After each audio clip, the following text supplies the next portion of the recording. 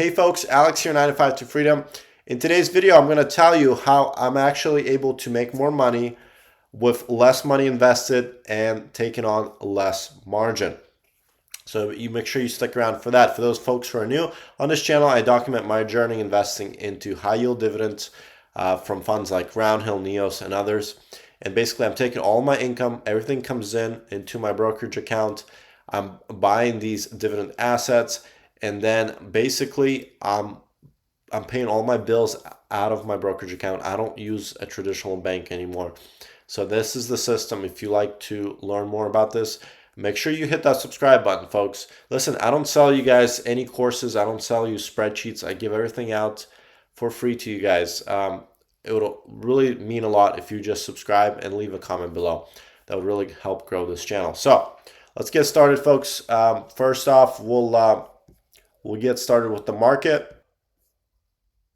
And today's market was just like this bull, folks. It was a really nice day. S&P 500 0.79% up, Dow 1%, Nasdaq 1.15, Russell 1.24, volatility index down, and gold slipped 0.5%. So really nice for the stocks. Incredible day. Now let's take a look at what am I talking about. How can I actually lower my amount, lower my margin, and I make more money? Well, I'm going to show you. The proof is in the pudding. Okay, so if you followed me for a while, you know that at some point, probably about, I don't know, just a few weeks ago, my account was floating at $250,000. Okay, so that is the money that I had invested. Now, why is it lower? Did I lose a lot of money? What happened? No, actually, some of that money that I had in this account, what I did was I utilized a HELOC on one of my rental properties. Aside from this account, I do invest into real estate. I have a few rental properties that I have some equity in. I took a HELOC that I wanted to really arbitrage. I wanted to grow my account in order to speed up this dividend portfolio, right? So that was the thought process before. Well, I've since switched my gears a little bit, and I decided to actually pay it off. Okay, so I took a lump sum of money out of this account. I still want to take some more out to completely pay it off, but this is the value that I have right now. Okay, so this is my own money invested. I'm roughly sitting around $183,000 as of today. Now, let's talk about margin. Okay. So folks, anybody who uses margin, again, it's extremely risky. I don't recommend anybody, follow any of my stock picks. I don't recommend anybody use margin. This is just something that I do, and I went from no margin, I went to a lot of margin, and now I'm really de-risking this portfolio. So I'll show you what my thought process is behind that. Now, this is my buying power. And again, margin is, for those folks who are unaware, it's basically the brokers giving you money that you can borrow for them at an interest, and you can buy other funds. You can actually withdraw the margin. You can go and buy a car with it if you want to, but there's risk associated with having margin. So if you want to learn more about margin, I have some videos where I go in depth, but this is what I have right now. So margin total, this is available margin, okay, is $374,000. So they're basically giving me like $2 for every dollar that I put in. And I think in a way, brokers can be a little bit predatory, because somebody who's not educated in this, they could say, well, YOLO, and they would just take out all the margin and then go put it all on Tesla or something stupid like that. Well, this is where you can get margin called. Your account can be shut down. You can get into a lot of trouble. So this is where you gotta be smart. Now, margin used. This is how much margin I'm using. This is probably some of the lowest amount of margin I've ever used on this account. Now, at one point I had like dollar for dollars. For every dollar that I invested, I borrowed another dollar, and I ran that for a number of months. I feel like I really just got lucky, okay? Now, we had all these tariffs, this roller coaster year. anytime a tweet about tariffs or something about China would be tweeted by our president, all of a sudden the market just crashes 5, 7, 10%.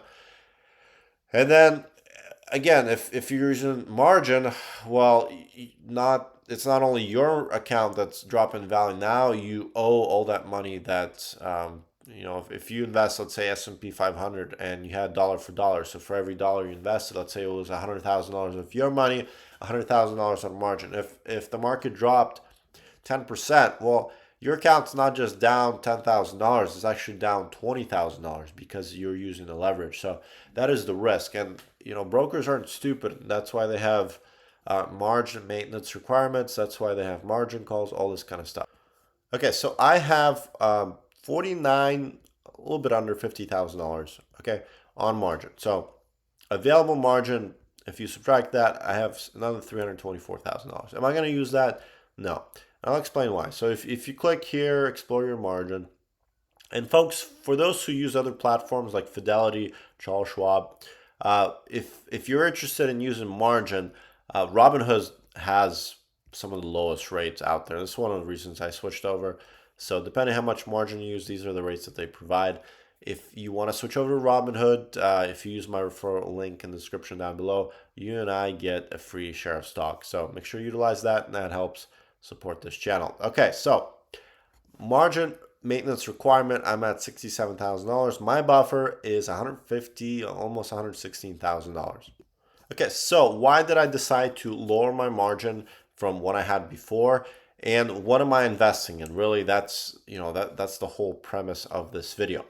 Well, one of the things that I was doing in the past, I was investing mostly into funds like XDT, like QDT, Maggie. I had some Ulti, I had YBTC, all these funds that I spread all my money around. Like I said, I had like $250,000.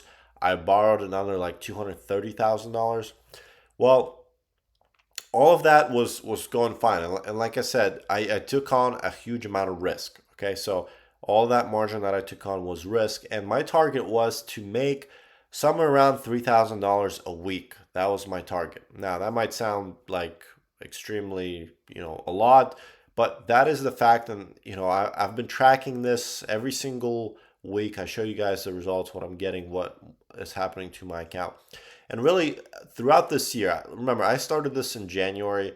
I really didn't know much about dividends before that. I've invested into growth stocks, utilizing my 401k, IRA, that kind of stuff. I still have all that stuff on, and mostly it's all in Fidelity. But like, all that stuff is really passive. I don't change it much. I just continue to invest from every paycheck that I get. But what I want to do here is obviously build this dividend income machine. So I want it to be stable. Now, there's the spectrum in this industry. If you guys watch, my channel, if you watch other people's channels, you will see the spectrum, right? So like on the most conservative side, you'll have like people who are investing into like SCHD, which gets like 3.5% per year in dividend.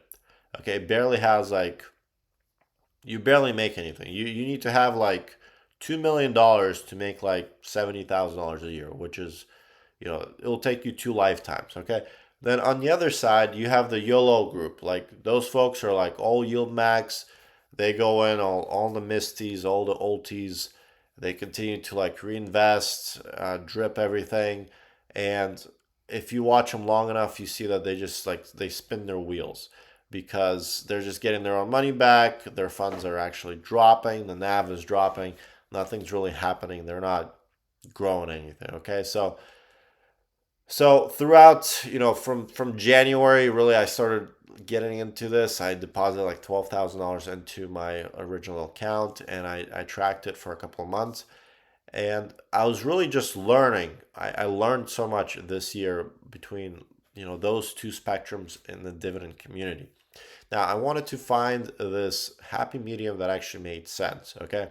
A happy medium where, I can make at least 15%, right? So if the market does like 40% in a year, I think we should be able to rip some of that out without selling our shares. And that's where products like Even YieldMax had products like that.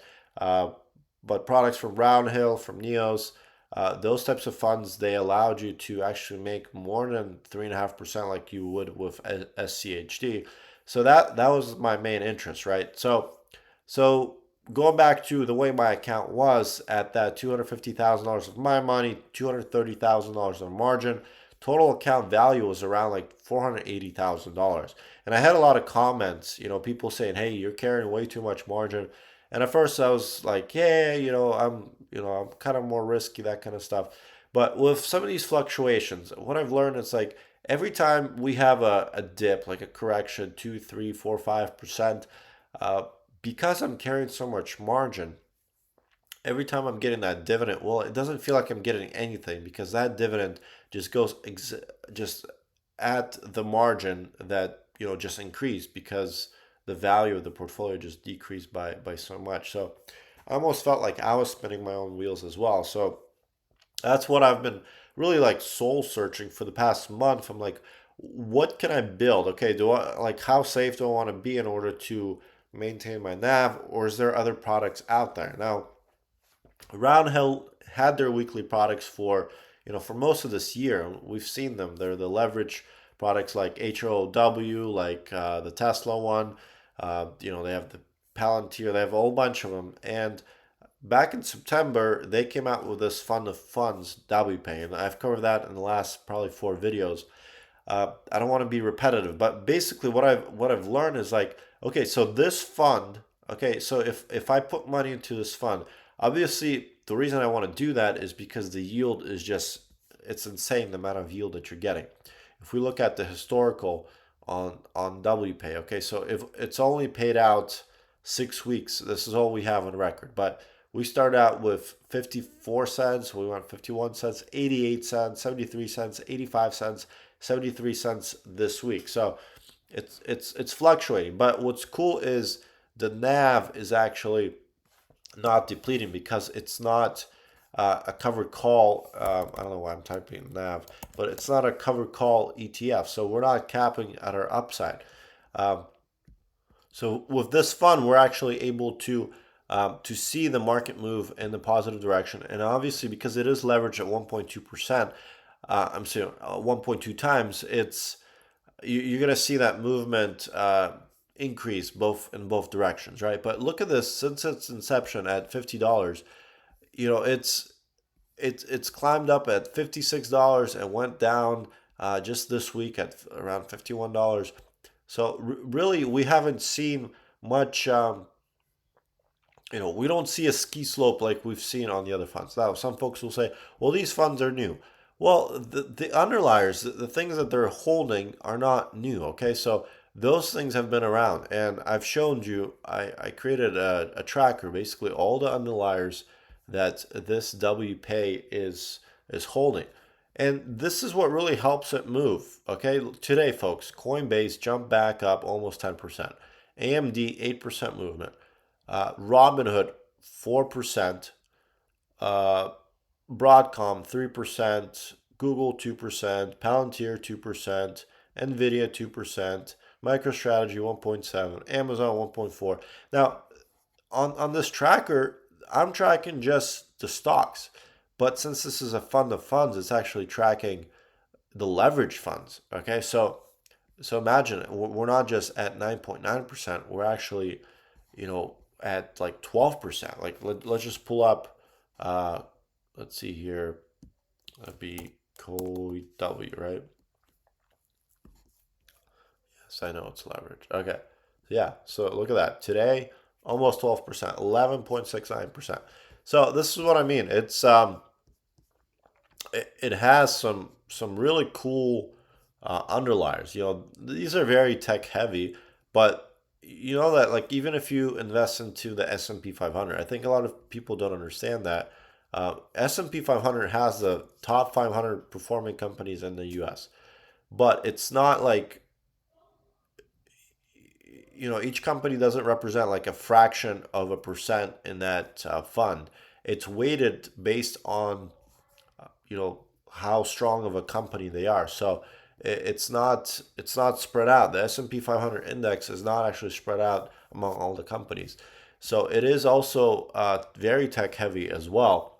And we see that with this Wpay, what they're trying to do with these funds is pick some really good performers and keep it in this ETF, and we're able to actually profit from that with the distributions that we're seeing. So we did have a little bit of a rocky week. I mean, if you go back a couple days in my video when we were sitting here, October 22nd, my portfolio was down $8,000.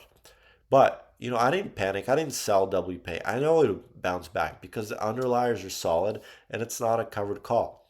But this is, so my whole thesis on this. Okay, so let's say I have this, right? Why wouldn't I just, put all of this and margin the same amount as well? Like if I have $180,000, why don't I just, dollar for dollar go 360 grand in all on Wpay? Well, the reason for it is the fluctuations, right? You can have some pretty serious movements with this fund because it's not as well diversified as the S&P 500 or as Nasdaq. So it's very concentrated, and there is obviously risk in movement down and up. And what I tried to do is I thought about it. Okay, so if I concentrate my risk with my own money, then as it goes down, I have nothing to worry about. I can withstand a 20, 30, 40, 50, 60, 70, 90, 100% correction. It doesn't matter. Like if it goes to zero, it's my own money, right? If I had all this and plus all the margin, well, sure, I would get the upside. But with these swings, I don't know how well I would sleep at night. And what's cool is the amount that it's actually producing. I'm actually outperforming. I'm doing better with so little margin, with less money, and I'm making more money than I did before with dollar for dollar margin and having a larger account. And here is my this is my tracker for the dividends, and I have a video where I teach you how to create this. It's a free video. You can just follow along, create your own. It's absolutely free. Google provides Google Sheets, so everybody can build this. You don't have to buy anybody's spreadsheet. It's very easy to do. But anyway, so week 42, I just plugged all these numbers in. So I did lower, and let me just hop in here. I'll just show you my positions, folks. All right, right here. So let's see, equities. All right, so you can see here, let me do my market value. Larger position in Wpay, I have 3,300 shares, and that represents $176,000. I have Maggie, so I lowered all these positions. I have 300 shares of Maggie, 400 shares of QDT, 300 shares of XDT. This is my gold dividend, Eggy, which is a pretty cool play. I like that one. I have a little bit of HOW. Blocks, and a couple of these are some of the partial share free stocks that I get when people use my referral link. So I only get like $10 or like $5 or whatever, so it's not much. But anyways, what was I getting at? The dividend tracker. Okay, so you can see before I was making like $500 a week from XDT and QDT, but since I've lowered that position, $61, $79 from QDT. Alti, I've sold it off, no dividend. YBC, sold it off, no dividend. Right here, folks. Wpay, $2,420. Maggie, so I got paid, and then I lowered my Maggie position, so I did get the full dividend, $500. HOOW, $29. Blocks, $78. And my gold one, $58. Okay, total $3,235.97. Now, folks, my account went, remember, I had $250,000 and I margined $230,000 before. So I had $480,000 account before. Well, now my account is here. My account is $184,000 plus the $50,000 that I have on margin. So I went, let's see, 180 plus 50, $230,000. So my account went from 480,000 to 230,000. So I've reduced it by $250,000, and I've made more money this week. Now, obviously, I got the full payment of Maggie. I'm not gonna get that next week. That's gonna be probably very similar to like this. It'll be like $60 or something. Okay. Um, I'm not gonna get the gold one because it's like once a month. But even if I take that out, let's say I take out all of these ones that I got this week. Like if I take out Maggie, it's $500. Okay, so I'll be at $2,800. Okay, and then let's say it's even like $2,600. Well, it doesn't matter. That's what I was making with these. That's what it was averaging around. Now I lowered my risk. My margin's only at $50,000. I've lowered my risk by paying off some of that HELOC, and this Wpay, obviously it's a little bit more risky, but honestly, the performance that we've been seeing so far is pretty cool. So that's my thesis, really. I think I feel like I made the right move. Again, folks, I'm not telling you what to do. If you like, those XDTs and QDTs, if that makes sense to you. But I feel like I've actually lowered my risk with the moves that I did. So margins lowered. I'm paying off my HELOC. I have, less. I'm not being capped by all of these covered calls. So that's it, folks. Today we've seen an incredible recovery in the market. Obviously, for those folks who had diamond hands who didn't panic, made out okay. If you were smart and you actually bought the dip, that would have been very good as well. But let me know in the comments, what do you think? Does this make sense what I'm doing here? Does it make sense what I'm explaining? So really would appreciate some engagement. I appreciate everybody who has been engaging in the past videos. So really cool. Again, if you like this kind of content, please give me a thumbs up and subscribe, and we'll see you on the next video. And I guess one more thing. If you guys are interested in some kind of a live stream, maybe where we can engage, possibly do that like on the weekend, like Saturday morning or something like that. Let me know in the comments if that's something you're interested in, and maybe I'll start doing that. So thanks for watching, folks. Have a great evening. Take care.